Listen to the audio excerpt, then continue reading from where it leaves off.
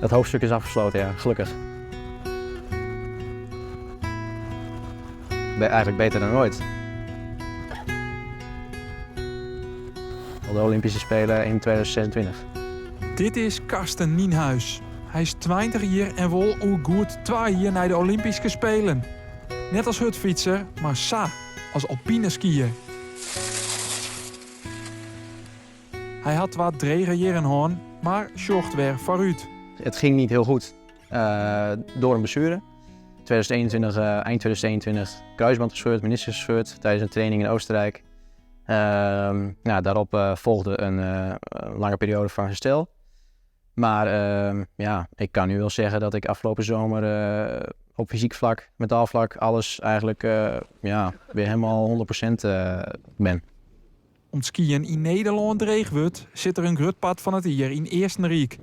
Nienhuis hoopt de komende jaren te groeien naar het hoogste niveau. Als je kijkt naar de type wedstrijd die ik nu doe, en ik vergelijk het wel eens bijvoorbeeld met de autosport, zit ik nu in de Formule 3 van het skiën. Het doel voor komend seizoen is om in ieder geval de puntenlimiet te halen om een Formule 2 mee te doen. Europa Cup is dat toch? Dat is dan uiteindelijk Europa Cup, ja. Dat zijn Europese bekers, hier gewoon in Europa, zeg maar.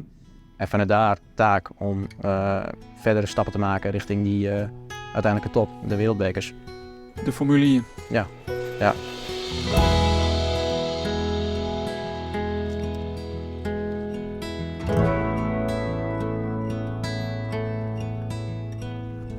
Met dank aan Frieske sponsoren had hij een eigen begeleidingsstaf geesteld. Met begeleid een sportpsycholoog en een diëtist. Alles wat nu geregeld moet worden, of wat ik heb geregeld in de afgelopen jaren, dat is gewoon op eigen kosten geweest. Op eigen moeite, eigen energie. Een van zijn trainers is fysiotherapeut Stefan Bodde, die het Nienhuis bijstiet als het thuis is in Dokkum. Inzakken, actief omhoog. Oké, goed. Hou vast die arm. Gaat hij weer, laatste keer. En omhoog. Hou vast die arm. Goed zo. Doe nog 1 keer andere kant. Ik denk dat hij misschien wel sterker is dan dat hij voor zijn ongeval is geweest. Hè. Ze hebben een operatie gedaan daar en ze hebben ook extra versteviging geplaatst. Dus los daarvan is hij misschien wel sterker dan ooit. Maar ik denk als je terug gaat kijken hoe hij 3 jaar geleden was en nu, dan had hij gehoopt 3 jaar geleden dat hij nu zo sterk was geweest. Dus dat is wel een compliment ook voor Karsten, voor zijn harde werk die hij erin gestopt heeft. Hoi, en draai ook met je arm een beetje mee. Haal die schouder wat onderlangs. Goed zo. Beide armen die kant op. Goed, draai een beetje in. Goed zo. Laatste 2. Hou vol. Corrigeren. Yes.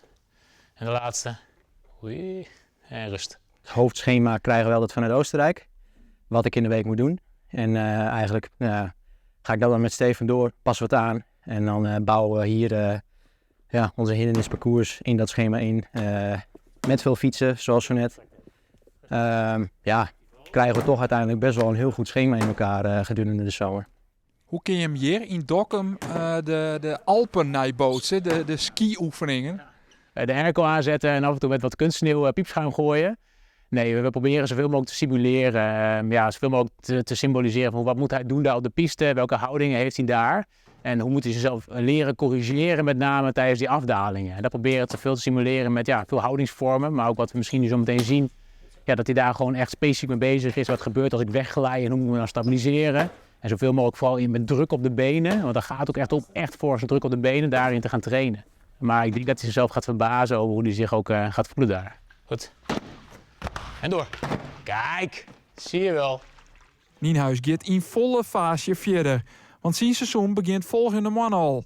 En als hij in die sterker is als eer, dan had zijn knibbelblessure de Olympische dream misschien wat dichterbij gebracht. Dat hoofdstuk is afgesloten, ja, gelukkig. En we kunnen nu keihard werken om mijn lichaam nog fitter te krijgen. Van het algeheel. We kunnen skitechnisch weer flink vooruit gaan boeken. En dan zullen de resultaten ook volgen. En dan ergens in 2026? Ja, dan staan we er.